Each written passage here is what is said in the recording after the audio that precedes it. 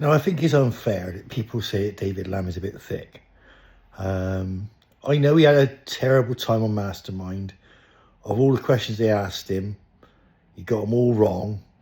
Even one where he said, when was, which came first, Edward the 7th or Edward the 8th? And he got that wrong. Honestly, what a muppet. So anyway, we shouldn't take the piss out of him. He's not as thick as that, right? Because I have it on good authority that he went on a gap year to Australia. And, when he was in between school and nursery, I expect, or something like that. Anyway, he's on a gap year, so he's gone travelling, and he's walking about, old David Lammy. And he comes across this sheep farm, right? Thousands of sheep. And he sees a farmer there. He says, "Excuse me," he said, "if I can guess how many sheep you got, can I have one?" And the farmer sort of looks at him and thinks, "Who's this prat?" Okay, he said, "I'll play along." So he said, "Yeah, go on then." He says, "Go on, guess how many sheep I got. You can have one of my animals."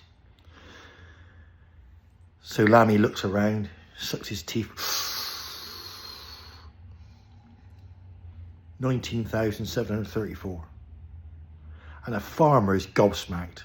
He looks at Lammy, looks at his sheep, looks back at Lammy. He's, "Fucking hell," he said. "How do you know that?" He said.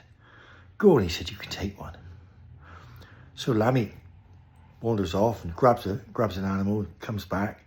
And as he's about to walk out the gate, the farmer says, "Look," he says, if I can guess where you're from, mate," he says, "can I have my animal back?" And Lammy goes, "Yeah, go on then." He says, yeah, okay. So the fella looks at him, he says, "England." He said, "England." And Lammy goes, "Fucking hell." He said, how did you work that one out?" He said, "Never mind that." He said, "Put me fucking sheepdog down, you prick."